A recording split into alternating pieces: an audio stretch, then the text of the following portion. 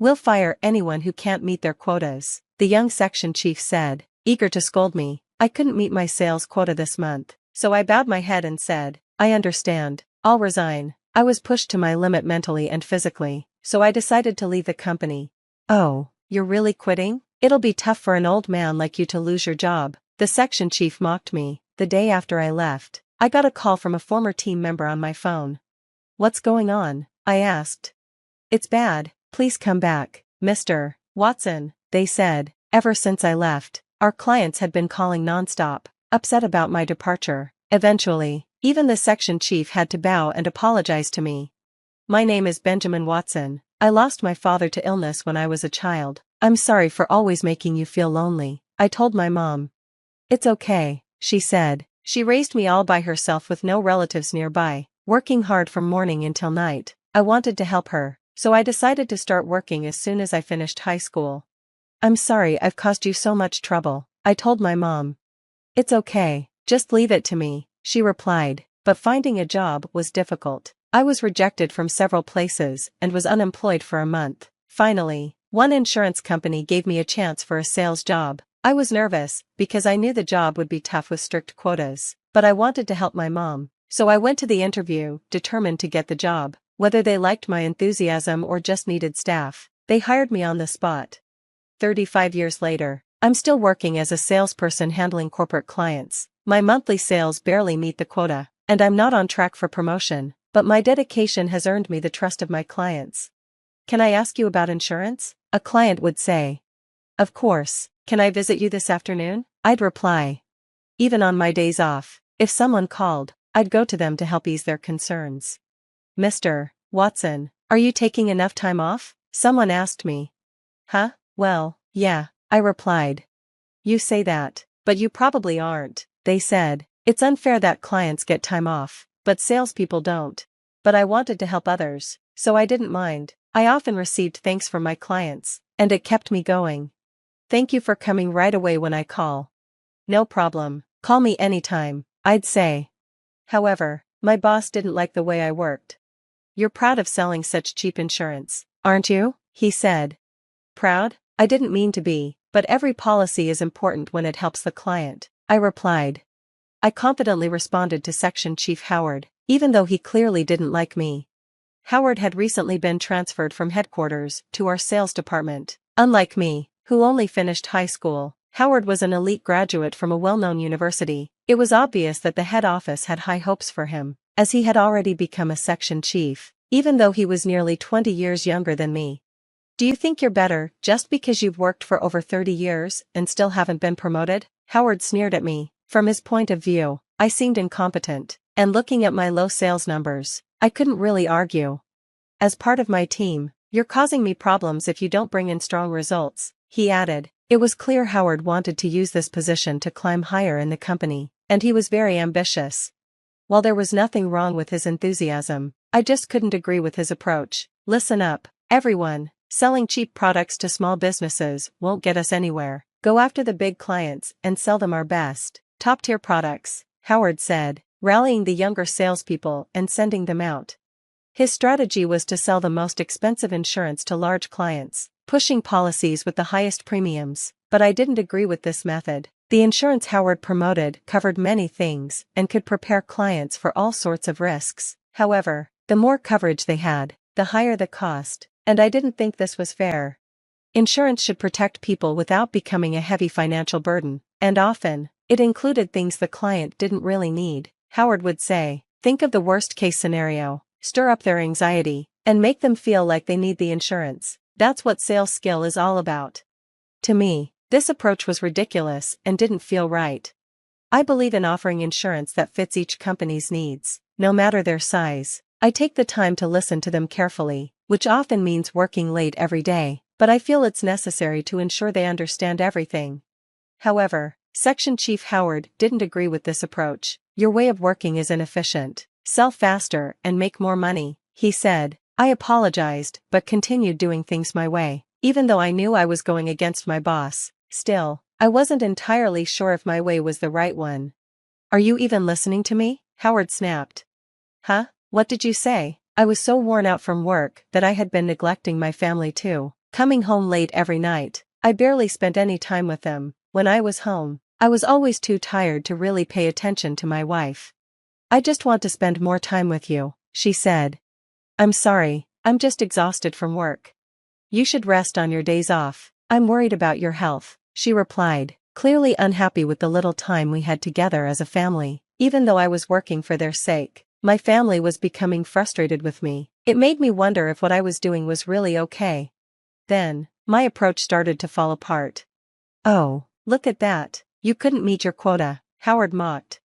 I'm very sorry, I said, desperately apologizing for not hitting my sales numbers that month. He used the chance to scold me further. Mr. Watson, do you think you can make up for it next month? Section Chief Howard asked. I hesitated. If I didn't meet the quota this month, the shortfall would roll over to next month. Since I was barely meeting the current quota, the chances of catching up seemed slim.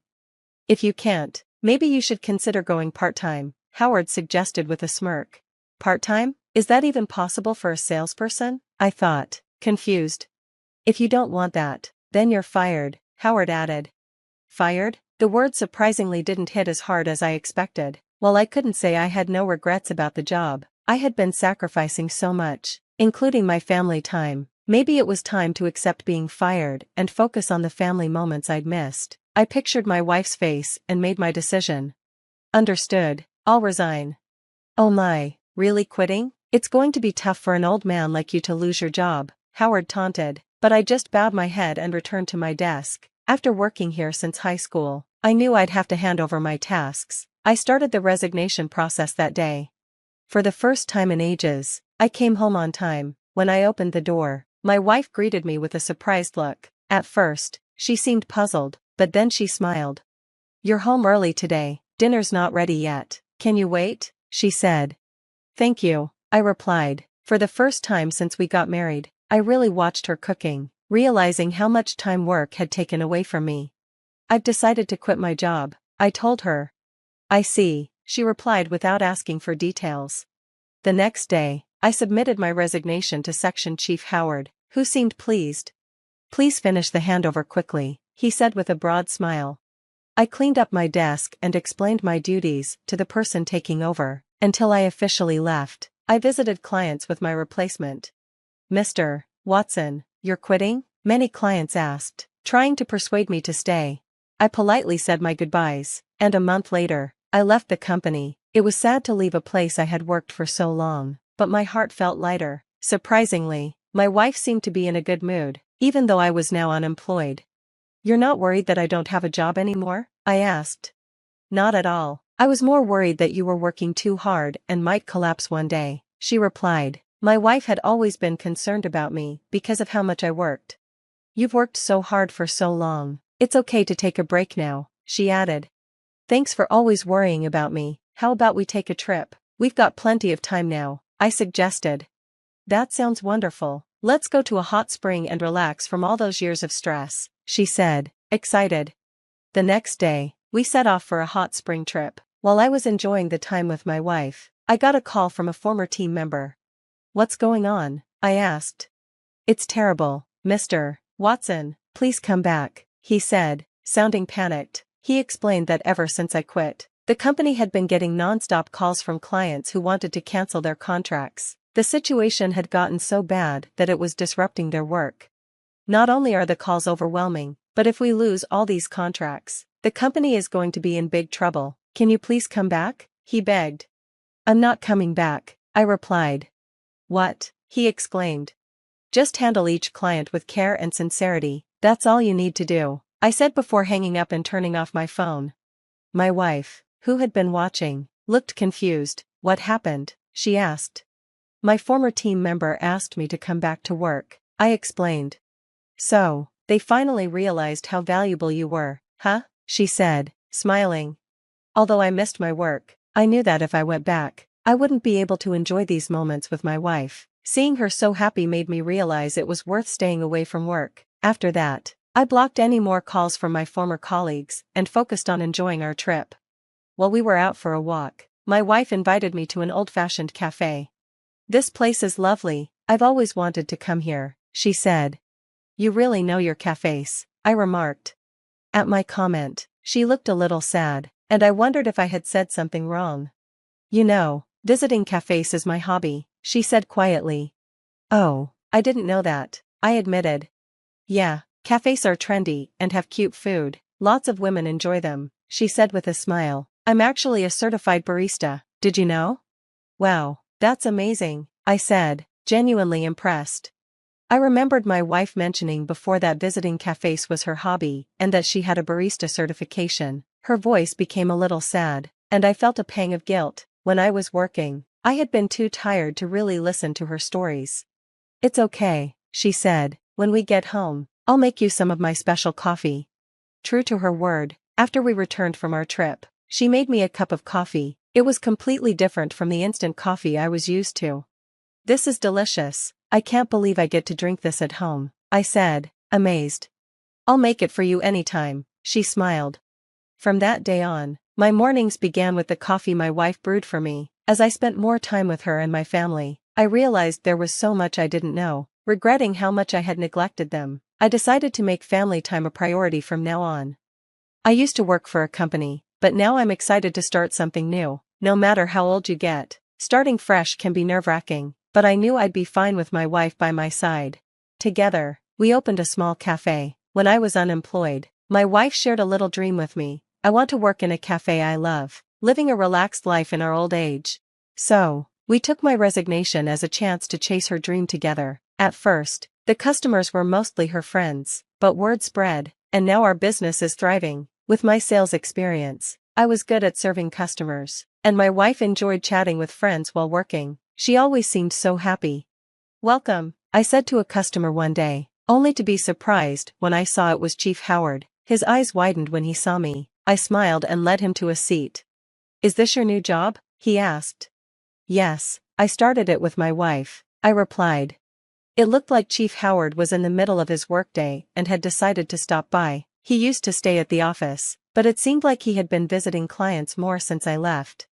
You look really happy now, Mr. Watson, he remarked. Do I? Maybe, I said. It made me realize how tired I had always been at the company, especially since I hadn't been able to spend much time with my wife. Now, I could enjoy work and time with her. You seem to be having fun, I told him, noticing that he looked more energized than before. I'm trying to be more like you, Mr. Watson. You're my goal, he said. Then, checking his watch, he stood up. I'll bring the whole team next time. Thanks for the meal, he added before leaving, looking lighter on his feet. I believe Chief Howard will continue to grow from here. Later, my wife called out. I made coffee. Thanks, I said. After closing the cafe, we sat side by side at the counter, sipping the coffee she brewed. It had been another busy day, but it was enjoyable. Sitting there with my wife, talking about the day, felt calm and special. Thank you for everything, I said. Why so formal all of a sudden? She laughed. I smiled, realizing how much these moments meant to me. From now on, I would treasure every one of them.